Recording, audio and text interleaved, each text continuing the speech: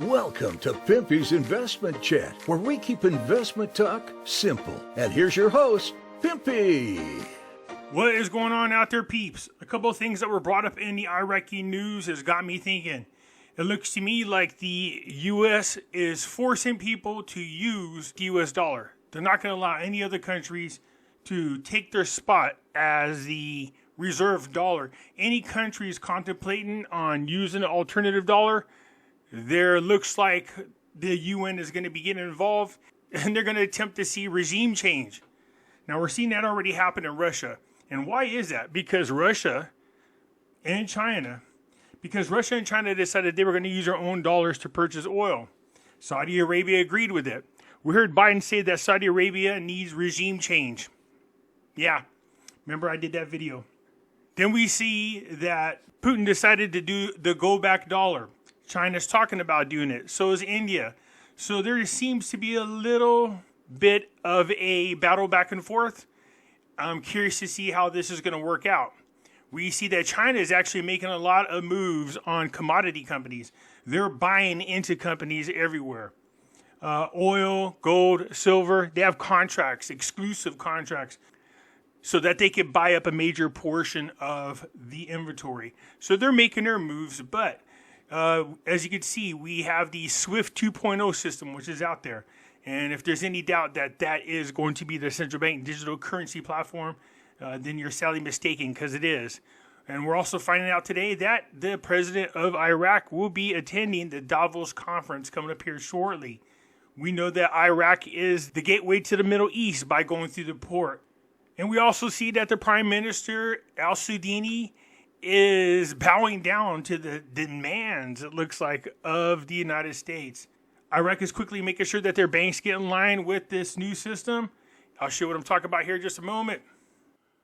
Before we get started, do me a favor and hit the thumbs up button. And if you're not a subscriber, please do so, because when you do, it helps out the channel, and I certainly do appreciate it. If you're thinking about buying gold and silver, head on over to our friends at Money Metals Exchange. The link will be down below in the description.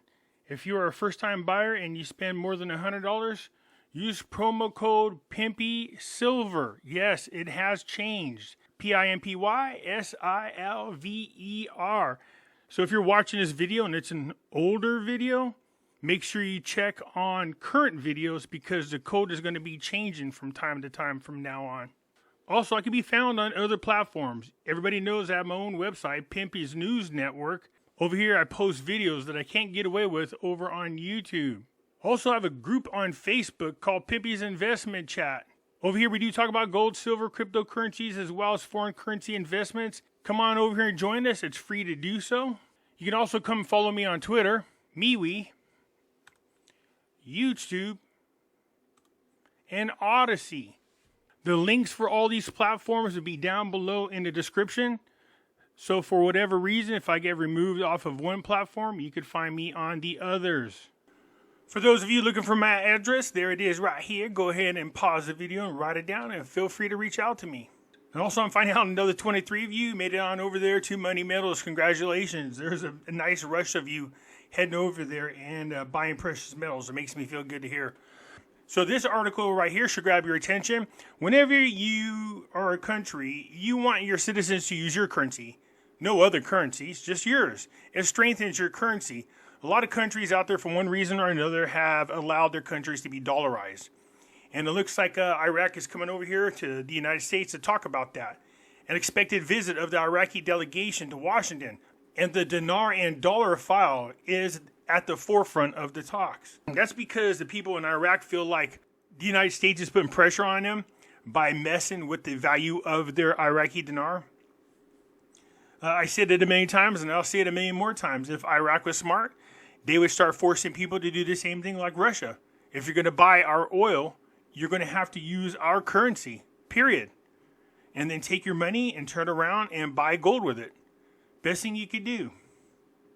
Said the delegation, which includes economic officials and from the central bank, will hold meetings with senior U.S. officials in Washington to discuss the issue of the dinar and the dollar and the economic relations between the two countries. As you'll see in articles later on, again, they're feeling like the United States is putting a lot of pressure on them. We also will see articles about the new banking system. They want it changed. People keep asking me about this Gulf 25. So, Iraq was banned from hosting a lot of international events, and they want to get back to doing that all over again. The Gulf 25 is, I believe, part of the Dubai golf tournament. A lot of great golf players were signed away from our professional golf tournament here and are now playing over in the Middle East version. And it looks like Iraq wants part of that as well. Plus, they want their soccer stadium to be able to host and hold events there on the international scene. That'll be great for their economy as well. Well, like I stated, it looks like Iraq is going in the direction of the World Economic Forum. All of their moves tell me so. I talked to people about a smart city that this World Economic Forum wants to implement around the world. These are cities in which you're tracked, all aspects of your life. Everything, your house, everything you do inside of your house, anything you do with your money, your medical records, where your vehicle goes. Your vehicle can be stopped by the government. That's the new vehicles that are coming out. They have the right to have a kill switch on there. So if you don't do what the government wants, they can just kill switch your car. Yeah, they can do that. They're going to be able to keep, like I said, keep track of everything you do, put an expiration on your money, and governments are just heading right down that path like it's the thing to do. So Iraq is considering implementing the international system to facilitate the transit of trucks and goods on its territory. So the National Committee for the Facilitation of Transport and Trade in the ESCWA region of the Iraq Minister of Transport discussed with the General Company for Land Transport the procedures for the application of the international alter the movement of trade between exporting and importing countries on the territory of Iraq. It's an alter as a system contributes to reducing the transport time by up to 80%, in addition to reducing the cost of up to 38%.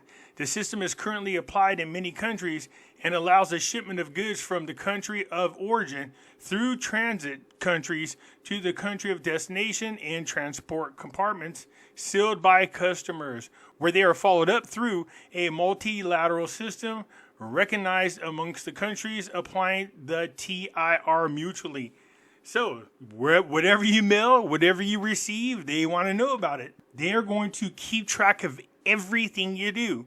And if you don't cooperate with your government and you complain about them, you bitch about them, guess what? They'll turn off your money. They'll turn off your cars. They'll control your electricity. They'll control your water. You'll be good little slaves. I promise you. In the future, you'll own nothing and you'll be happy. He pointed out that it's the easiest, safest, and most reliable way to transport goods across multiple international borders, saving time and money for transport operators and custom authorities. Seems to me like we're about to reduce some jobs, doesn't it? In addition to being the key to the crossing the border faster for truck drivers, which means lower costs for transport companies and custom authorities. Yeah, it's going to be like the real ID that we have over here in the United States, the way they keep track of everything you do. It's just going to be like the ID passport, but for goods. They're absolutely positively pushing everybody into this World Economic Forum's New World Order. And they keep you so preoccupied with news that you don't even realize that it's happening. The news cycle changes every 2 seconds. So you can see right here, as they force all banks into this new system.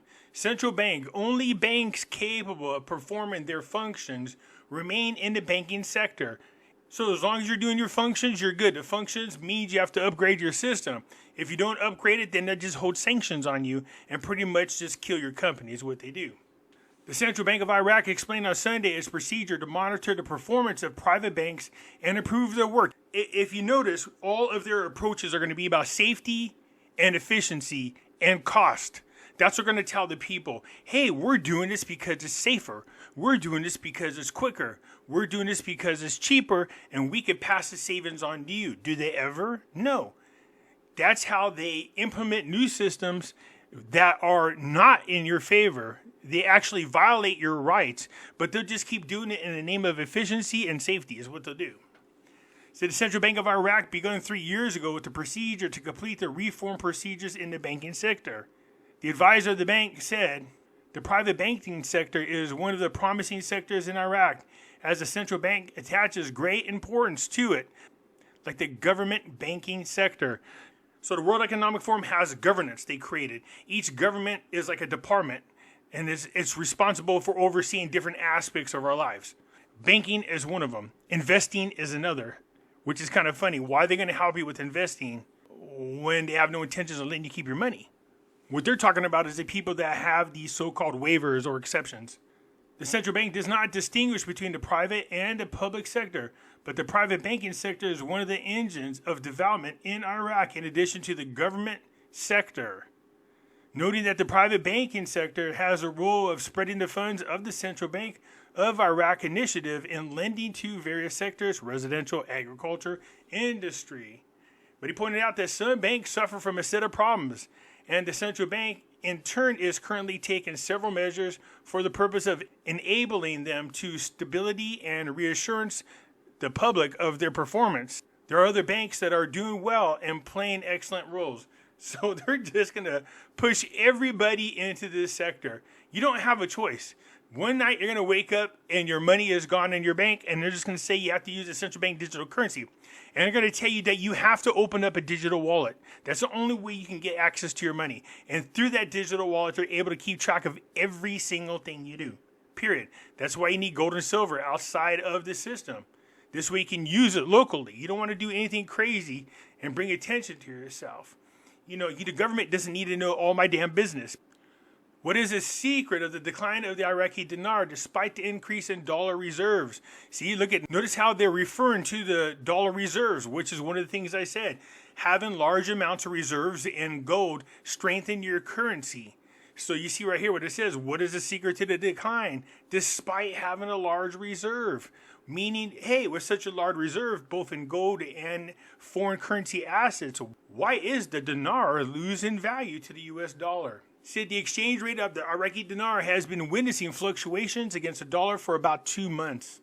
Despite the large jump in foreign exchange reserves, which is currently close to $100 billion thanks to high oil prices. So another thing also, they have to accept their role with the SWIFT system. They have to accept it, or the United States is actually holding $100 billion of their money hostage, saying that if you don't enroll, then you're not going to get it. Experts revealed that the secret behind the fluctuation is the Iraq has begun to comply with international measures on remittance and hard currency, while parties in the country hold Washington responsible for the decline. While the official exchange rate is installed at 1,470 dinars for every dollar against the dollar, the price of the dinar in the market since mid-October has fallen to 1,600 dinars for every dollar. So the currency lost about 10% of its value. This decline is not huge, but it is starting to worry Iraqis about the rise in the price of imported goods, such as gas and wheat, for example. Although the Prime Minister and the Finance Minister are trying to assure people that it's just because of switching over to this new system and not every bank is complying with it, this is what's causing the problems. There are Iraqi politicians that think the United States is behind this. Of course they are. They're forcing you into the New World Order. It says, in fact, the volatility of the dinar is linked to Iraq's start of compliance with some of the standards of the international remittance system, the SWIFT system, which Iraq's banks must apply since mid-November to access Iraq's dollar reserves located in the United States. Why the hell? You know, at one time it might have been smart to kind of have a lot of your reserves in gold held here in the United States just in case you have a really corrupt government. At least the people can feel good that it's secure here in the United States. But when you start seeing countries telling the United States they want their gold back and the United States says no, then that's a problem. This money doesn't belong to them. As a matter of fact, the United States gets rich by holding it because they accumulate all the interest that they earn off of holding these things. Our government is so corrupt, man. It's not even funny. In order for Iraq to access the reserves amounting to $100 billion, it must now comply. It says it must now comply. You will comply or else. With systems that require compliance with global anti-money laundering provision, anti-terrorist financing provision, and those related to sanctions, such as those applicable to Iran and Russia. That's what they're just going to keep telling you. They want to be able to keep track of everything you do, every dollar, where it goes. Who do you think is going to control the new SWIFT system? The United States. If countries comply and they all sign into this sucker, who's going to hold all the reserves? The United States is going to demand that they be the central place for holding the reserves. And if you don't, they keep you locked out of the system and you can't do international business. That's why you're seeing countries look for an alternative within the global remittance system that requires a high degree of transparency. Yeah, sure. Saleh explained that Iraqi's banks should currently register their transfers in dollars. See how it stays in dollars? On the electronic platform, checking orders. The U.S. Federal Reserve is examining it. Why is the U.S. Federal Reserve all up in everybody's business? And if it has doubts, it stops the transfer. So they could just make crap up, like the weapons of mass destruction. Remember that? Why we went into Iraq and then there's no weapons over here, no weapons over there. They even had a president joke about it. So what's to keep them from just saying, hey, do what we want, do what we say, or we're just going to cut your money off? That's what they do already. And there's no doubt they're going to do the same thing in this new system. Since presidents of the Republic and ministers stressed the need to expedite the adoption of the budget. Of course, we would like to see that, but I want to scroll on down here to this part. The statement continued. This meeting also discussed the upcoming participation of the President of the Republic in the World Economic Forum in Davos and Iraq's efforts to strengthen its relationship with its friends in order to promote the country and support investment and the private sector through the enactment of the necessary legislation and the required facilities that facilitate the participation of international companies in the process of construction and reconstruction and to benefit from investment partners in order to improve the service and living conditions. Okay, but focus right here. So it says in order to strengthen its relationship with its friends in Davos, in order to promote the country and support investment and the private sector through the enactment of necessary legislation and the required facilities that facilitate the participation. In other words, they need to be set up in such a way that these people in Davos, this new world order, has a way to monitor everything that they do. Like I said, the news cycle changes so much. We're so focused on this. Next thing you know, we got another shooting, it looks like, or another controversy with another social media platform, or anything and everything to keep you away from focusing on the fact that we're being forced into a system we do not want to be in, and it is going to imprison every man, woman, and child around the world. And Iraq is currently and eagerly participating in that. Anyways, that's it for now. Let me know what you guys think. I look forward to your comments, and I'll get back at you later. I'm out.